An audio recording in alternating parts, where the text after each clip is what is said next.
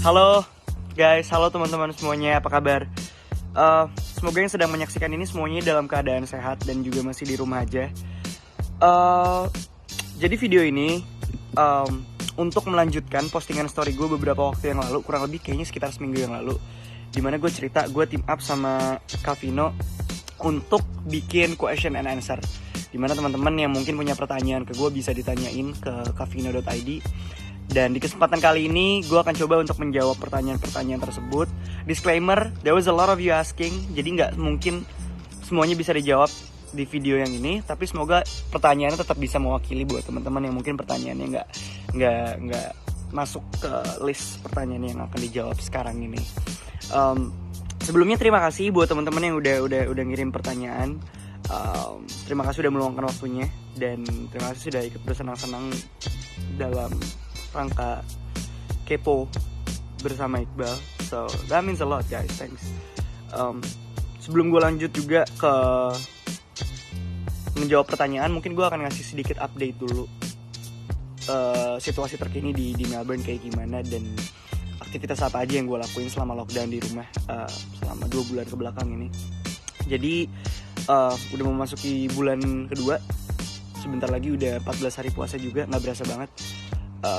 Di Melbourne, Australia, dan setahu gue emang situasi di sini emang things are looking better gitu. Jadi situasinya udah mulai membaik, hopefully.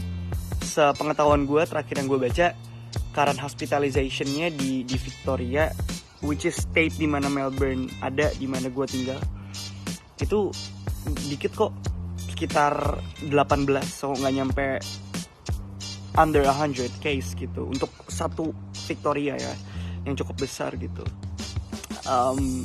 Dan katanya rumornya juga dalam beberapa hari ke depan lockdownnya restrictionnya akan dikurangi, jadi mungkin akhirnya boleh keluar tapi dengan peraturan tertentu atau dan yang lain-lain. Tapi gue juga nggak tahu dan gue juga nggak pengen terlalu terburu-buru karena you know second wave and everything, kita masih belum tahu kayak gimana. Jadi gue akan tetap take things slow walaupun nanti udah dibuka. So yeah, yang biasa gue lakukan selama 2 bulan terakhir ini, gue lagi sibuk banget sebenarnya sama kuliah. Karena kuliah ternyata dengan adanya corona ini, lalu dengan programnya menjadi daring atau online, ternyata tidak banyak kompensasi yang diberikan sama kampus kepada mahasiswanya. I think it's a good thing on one hand, karena itu membuat gue menjadi punya banyak kegiatan untuk mengisi waktu selama berdiam diri di rumah saja. But on the other, of course, kayak kadang-kadang ngerasa, oh my god, banyak banget tugasnya gitu. But well, I guess ya itu adalah alasan utama kenapa gue ada di sini, so I can't complain, I suppose. Other than that, I have been, to be honest, nggak terlalu banyak sih yang gue lakuin selama kuarantin di rumah ini. And I guess I have to kind of bring it up buat yang pengen denger ini. Kayak selama self quarantine ini banyak banget kayak cerita-cerita atau kasus-kasus di mana mental health itu terganggu banget karena banyak orang-orang yang merasa mereka nggak produktif, banyak orang-orang yang merasa mereka kayak kok gue ngapa-ngapain ya, kok kayaknya yang lain tetap kayak berkegiatan dan lain-lain, kok semuanya kayaknya improving themselves gitu, membuat diri mereka menjadi baik, kok gue kayaknya gini-gini aja. Yang menurut gue penting untuk semuanya tahu, termasuk diri gue pribadi, adalah bahwa selama masa pandemi ini tuh bukan waktunya memang bukan waktunya kita untuk kayak bebenah-benah untuk menjadi lebih baik atau waktu kita untuk belajar skill baru. Of course kita punya banyak waktunya untuk melakukan hal-hal tersebut, tapi jangan jadiin itu patokan kalau kita tidak melakukan itu bahwa kita menyia-nyiakan waktu kita selama berdiam diri di rumah selama masa pandemi ini. Karena ini bukan ajang kompetisi siapa yang lebih produktif, ini bukan ajang kompetisi siapa yang lebih kreatif. Semuanya merasakan hal yang sama dan harusnya ini menjadi waktu buat kita untuk take things slow dan mencoba untuk justru menghargai hal-hal kecil, termasuk menghargai tidak melakukan apapun. So slow days are okay days guys, it's okay. Lanjut ke Q&A, pertanyaan-pertanyaan yang sudah disiapkan, yang sudah diberikan, lalu udah dipilih-pilih lagi. sama tim Kavino. Sekarang mau coba gue jawabin. Ini semuanya dari akun Instagram. Jadi kalau teman-teman yang memberikan pertanyaan ini mungkin nonton, thanks for the questions and congrats for making it. Yang pertama dari e.ardita. Apa hal pertama yang akan dilakukan setelah kuarantin?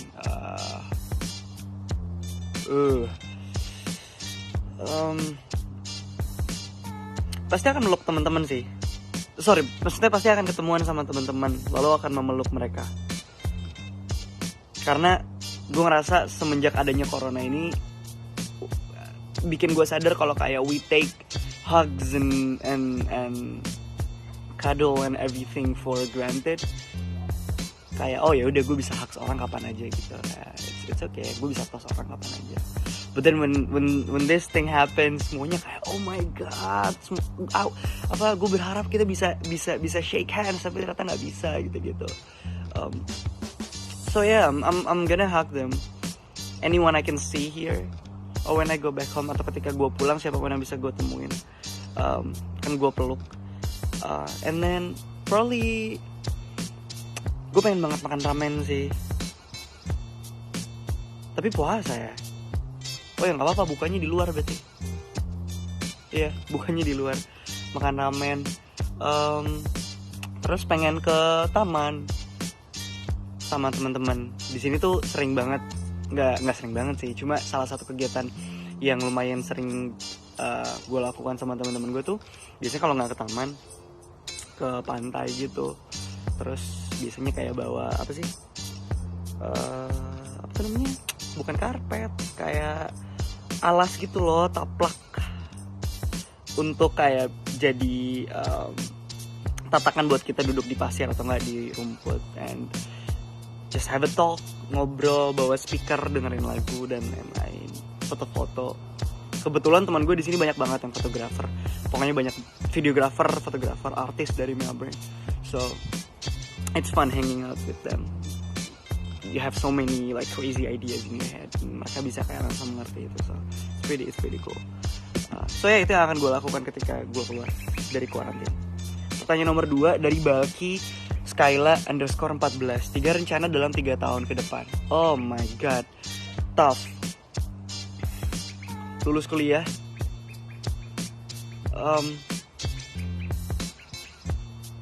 Punya startup.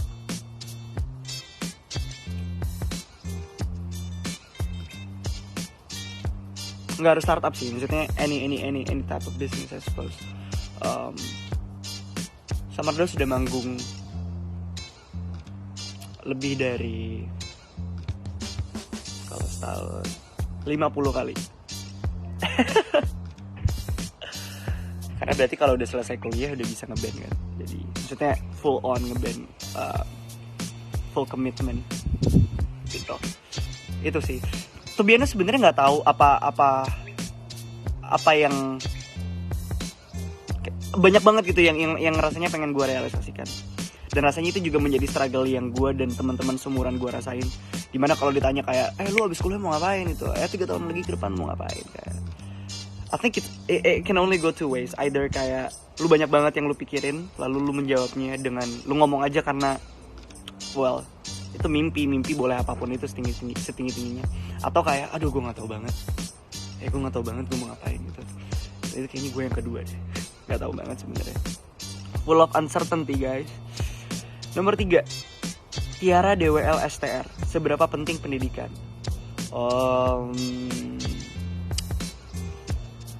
Dari dulu tuh gue selalu ngerasa sekolah tuh kayak playground buat gue sih, kayak tempat bermain dan rumah kedua, klisenya. Kenapa? Soalnya dari dulu udah sering bekerja atau berkegiatan di luar rumah. Jadi rumah tuh selalu jadi tempat dia beristirahat aja sama mandi, karena paginya udah harus sekolah lagi. Jadi ketemu teman-teman, berinteraksi sama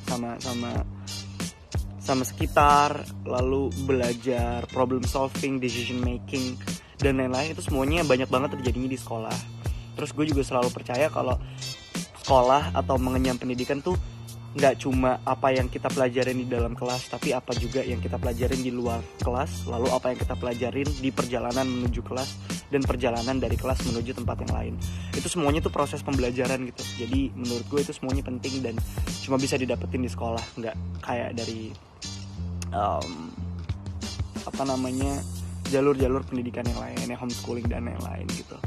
So menurut gue itu selalu jadi nomor satu sih, karena itu selalu jadi kewajiban gue sebagai young adult sekarang adalah untuk berbakti sama orang tua dan mengenyam pendidikan. Sisanya yang lain adalah hobi, ekstrakurikuler dan side job menurut gue. Jadi penting banget.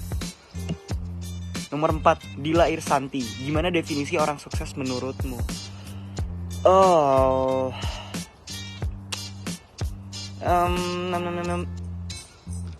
Kayaknya subjektif banget gak sih? Maksudnya setiap orang tuh punya barometer suksesnya masing-masing gitu. Di setiap lini pekerjaan atau sektor field of work mereka masing-masing.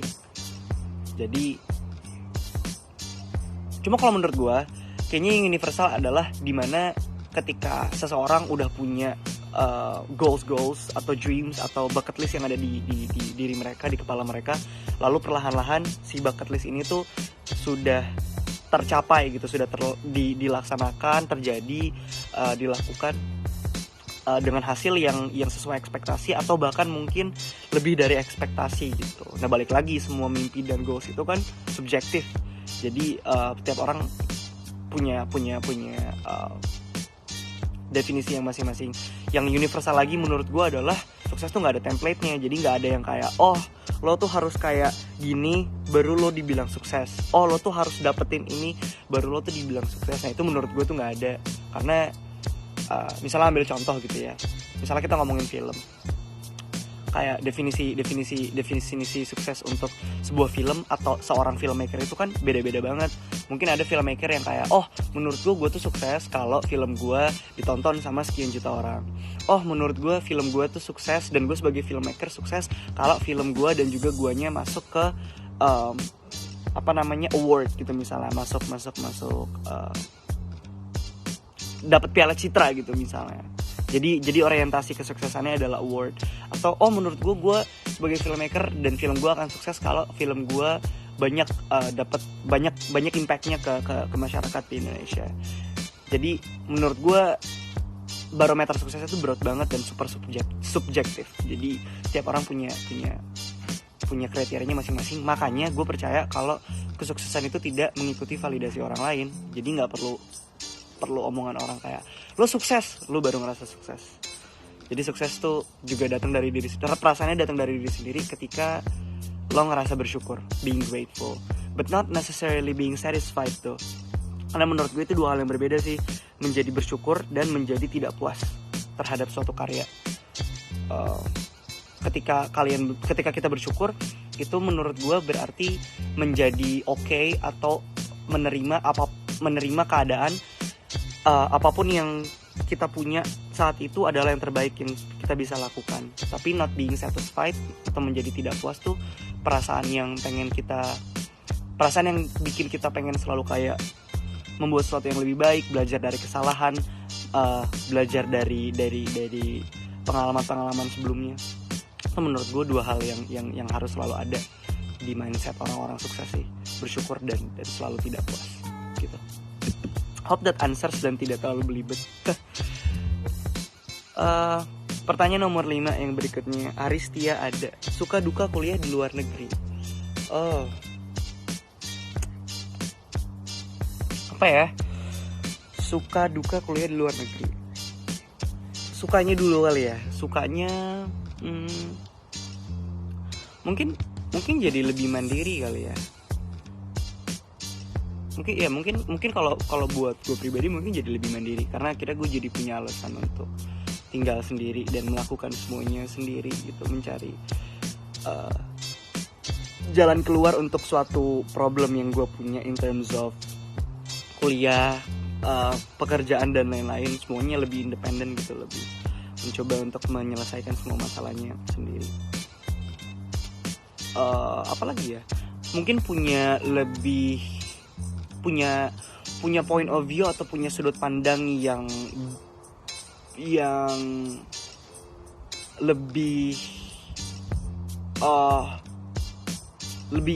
apa ya, bukan lebih banyak sih, lebih beragam mungkin bahasanya. Mungkin itu yang gue rasain gitu selama gue tinggal di Australia, bahwa setiap orangnya punya kebebasan berpendapat yang beda-beda, semuanya boleh menjadi beda-beda tanpa ada yang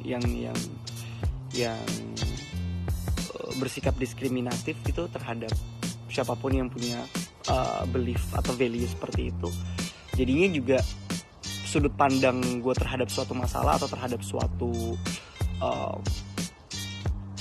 hal tuh menjadi lebih luas aja sih. Jadi lebih kayak nggak percayaan, as in kayak ketika ada sesuatu gitu, misalnya gue baca sesuatu atau ngeliat sesuatu, itu gue lebih punya curiosity untuk kayak emang iya sebenarnya kayak gitu ya. Jadi nggak cuma langsung yang kayak take it in the face value gitu, nggak cuma ngelihat suatu kejadian lalu mempercayainya dari surface-nya aja gitu, tapi berusaha untuk ngelihat dari sudut pandang lain. Ini sebenarnya ada yang dirugikan nggak sih dengan adanya berita seperti ini? Apakah ini sebenarnya fake news gitu misalnya? Apakah ini sebenarnya ada kepentingan dari orang-orang lain yang sebenarnya ini bukan kenyataannya sebenarnya nggak kayak gini nih, tapi mereka pengen ada orang-orang tertentu yang pengen kita berpikir seperti ini, makanya mereka mengeluarkan berita-berita seperti ini.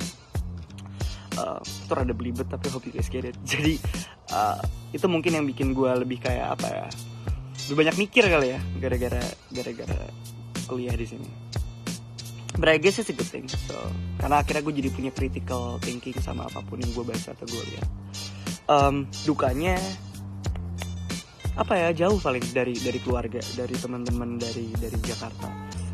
And over the past year, I think I have developed a more affection towards Jakarta gitu. Gue lebih punya banyak rasa sayang sama Jakarta. Entah tempatnya, entah the people, teman dan keluarga, but I think it's both. So ya belakangan ini gue lagi sering banget kangen sama Jakarta. Dan gue inget banget waktu itu pas baca berita kalau border di Australia ditutup sama penerbangan commercial flight di Jakarta juga ditiadakan.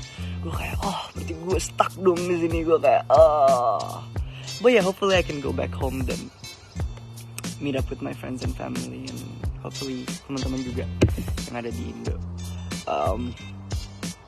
By the way, gue mau ngasih tahu. Jadi tuh belakangan ini, sekitar udah semingguan ini sebenarnya, gue tuh lagi nungguin Cafino Bold untuk datang ke rumah gue di Melbourne.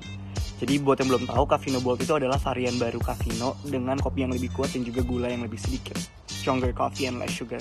Jadi buat peminum kopi yang nggak terlalu suka manis kayak gue, ini cocok banget. Jadi buat teman-teman yang penasaran, boleh langsung dicobain dan di stok buat selama bulan puasa. Karena nggak bisa keluar rumah anyways, tapi bisa online. Jadi jangan lupa untuk dicobain. Udah bisa didapetin di blibli.com dan juga di Shopee. Gitu. Lanjut ke pertanyaan berikutnya. Ini dari Maria Brigita. Pernah nggak sih merasa insecure? Karena apa? Kayaknya kalau gue bilang gue nggak pernah insecure, itu nggak manusiawi banget. Tapi kalau gue bilang gue insecure, gue juga nggak mau perasaan itu jadi diinvalidasi sama orang-orang kayak kok lo insecure sih?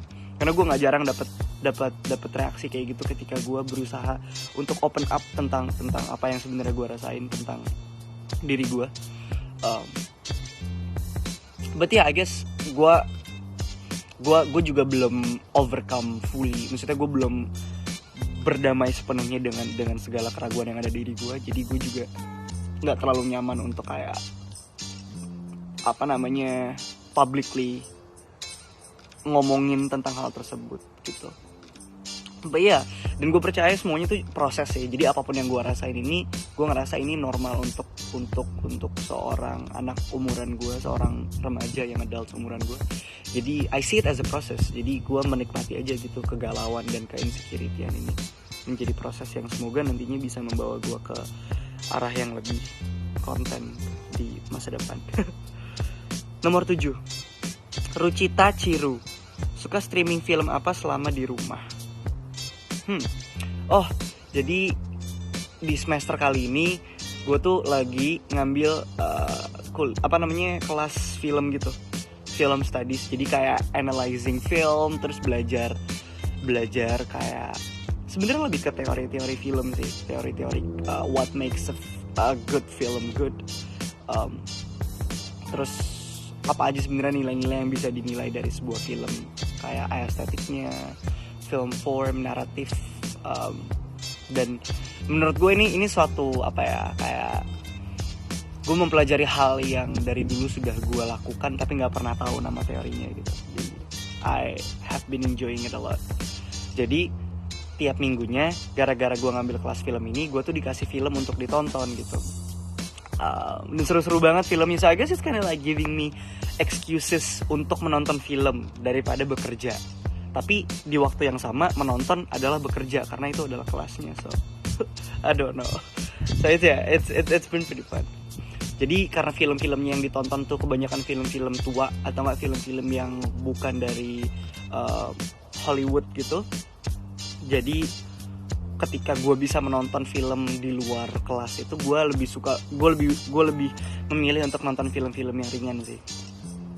I don't know, rom-com, coming of age movies. I love those two genres. Sama gue lagi suka banget film-filmnya A24. Film itu kayak production house gitu. Dan salah satu karakter tipikal film mereka adalah film-filmnya cuma 1,5 jam gitu teman-teman. Jadi cukup efisien dan padat, efektif ketika harus mengisi waktu di sela-sela masih harus mengerjakan hal yang lain tapi pengen procrastinate, tapi kayak nggak pengen terlalu lama waktu menunda-nundanya. Ayo udah 1,5 jam aja dengan nonton film. So yeah, has been really suitable for me. Mungkin teman-teman juga mesti ngelihat A24. I think it's a really good production house. They have really good movies. Nomor 8 dari Nurfa_Tana. Nurfa_Tana. Kapan ngumpul sama Sonic? Ikut merayakan NX Sonic ke-10. Kapan ngumpul sama Sonic? Semoga secepatnya ya. Udah lama banget nggak bikin kayak gathering or meet up, atau ketika teman-teman bikin pertemuan lalu gue datang. Buat yang belum tahu, jadi Sonic tuh nama fanbase yang waktu itu gue berikan kepada teman-teman yang mengidolakan gue sekitar 10 tahun yang lalu. Gue bikin nama itu. Gue bikinnya waktu itu sebenarnya bukan dalam rangka fanbase sih, tapi lebih dalam konteks community gitu, dimana di dalam community itu gue sebagai leadernya obviously gue bisa kita bikin kayak kegiatan, lalu bikin kayak acara mini concert, charity, talent show. We did so many things gitu, dimana gue pengennya waktu itu komunitas Sonic tuh menjadi kayak ajang kreativitas dan juga ajang silaturahmi buat seluruh teman-teman yang waktu itu mungkin dipersatukannya lewat gue, untuk sama-sama lebih kenal lagi dan memperbanyak koneksi. Dan waktu itu alasannya untuk bikin kayak komunitas itu supaya lebih terorganisir dan lebih rapi aja sih, supaya semuanya terdata dan yang lain. Udah lama banget sebenarnya nggak ketemuan sama teman-teman Sonic. Mungkin bisa dijadwalkan nanti kalau gue lagi balik ke Indonesia. Dan ternyata udah 10 tahun.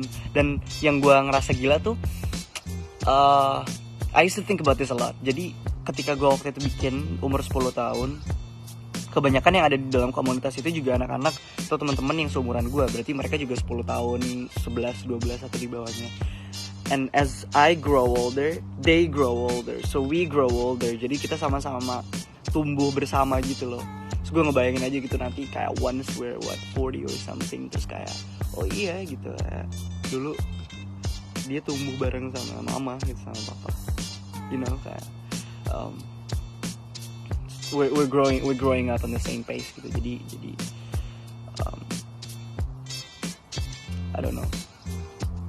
Yeah, I don't know. I still like the sound of Sonic gitu. Sonic. It still resonates well in my ear. So yeah, hopefully semoga secepatnya bisa ketemu. And I do miss you guys a lot, and I love you guys. Thanks for staying through thick and thin. Terima kasih untuk semua perhatiannya sampai hari ini sih. It means a lot. Nomor 9 dari Wiafzah.e. Masih ada album selanjutnya dari Summer Dose? Masih, yes. Well, I guess with Summer Dose kayak it's me and Rin, just, you know, we make music and we play around and we have fun as two kids, I guess. I don't know, but yeah, for sure kita nggak akan berhenti bikin musik sih. So there will be second, and third, and fourth, and so on. The list goes on. Nomor 10. Last question guys. Ein Tria, pertanyaannya, pernah punya cita-cita jadi pengajar, guru, atau dosen? I don't think so. Gue ngerasa menjadi guru itu harus punya kesabaran yang luar biasa besar, yang mana kayaknya gue gak punya itu. Sama gue selalu ngerasa guru tuh keren banget, karena kebayang gak sih, mereka harus bisa memberikan materi, harus bisa memberikan suatu komunikasi dengan bahasa yang harus bisa diterima, dengan bahasa dan cara yang harus bisa diterima sama semua murid-muridnya yang datang dari berbagai background yang berbeda, cultural background yang berbeda, academic background yang berbeda, socio-cultural background yang berbeda, tapi bahasanya harus sampai bisa masuk dan bisa dimengerti. Dan itu menjadi tanggung jawab yang gede banget menurut gue, untuk sampai bisa membuat semua anak-anak murid yang ada di dalam kelasnya untuk bisa mengerti gitu. So I think it's a really cool job that not everyone can do. Dan gue selalu value dan respect, dan punya respect yang lebih sama guru-guru, dosen, pengajar yang gue bisa deket sama mereka, karena mereka bisa memposisikan diri mereka nggak cuma sebagai orang-orang yang mungkin punya apa namanya kelas authority yang lebih tinggi karena mereka guru, gue dosen, tapi mereka juga bisa memposisikan diri mereka sebagai peer gitu, sebagai teman, sebagai kawan dalam berdiskusi gitu. Jadi posisinya mereka tidak judging, tapi lebih kayak memberikan pendapat mereka dan membiarkan gue dan membiarkan diri mereka mendengarkan pendapat gue. So I think that's a really good thing gitu. Gue seneng banget ketika gue bisa respect sama guru atau pengajar, memang karena gue respect, bukan karena gue takut lalu akhirnya gue respect. I think it's a really beautiful relationship gitu sama antara murid sama guru. And I do have a couple of teachers who are like that di sini di Melbourne, back in the US, and then back in Indo. And oh god, I actually miss them. Mungkin mereka gak akan nonton ini, tapi buat semua guru-guru yang mungkin pernah ngajarin gue, just wanna say thank you guys. You guys are awesome. Yeah, I'm getting emotional. But yeah, that's it. That was 10 questions. Tadi udah 10 pertanyaan. I had fun answering it. Semoga teman-teman yang di rumah juga enjoy nontonnya, mengisi waktu luang selama di rumah dan selama puasa ini dengan nonton video ini. Hari ini tuh lagi cerah banget, so I decided to make the video outside. Karena udah lama banget gak keluar. Ini di belakang rumah by the way, so I'm all fine guys. Gue juga mau ngingetin lagi, menurut gue Kak Vino, buat teman-teman semua bisa jadi pilihan yang tepat banget untuk mengisi sahur dan juga buka puasa, karena gak bisa keluar rumah. Dan buat yang penasaran, bisa dapetin Kak Vino. It's a really cool shirt. Thanks Kak Vino. Bisa dapetin Kak Vino, bukan shirtnya tapi kopinya di blibli.com dan juga Shopee. Gue lagi nungguin Kak Vino Bold yang tadi udah gue mention. Buat teman-teman yang di Indonesia yang udah nyobain Kak Vino Bold, let me know what you guys think.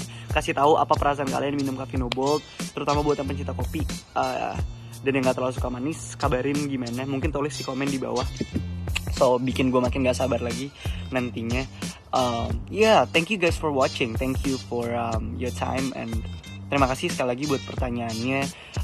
Gue berharap gue bisa pulang secepatnya dan bertemu sama teman-teman semua dan memulai aktivitas untuk membuat karya-karya buat teman-teman nikmatin lagi, yang pastinya di sana. In the meantime, stay well, stay safe, dan semoga teman-teman tetap sehat dan tetap diberikan happiness dalam bentuk apapun selama di rumah ini. But in the meantime, stay well and hope to see you guys very soon. Bye bye.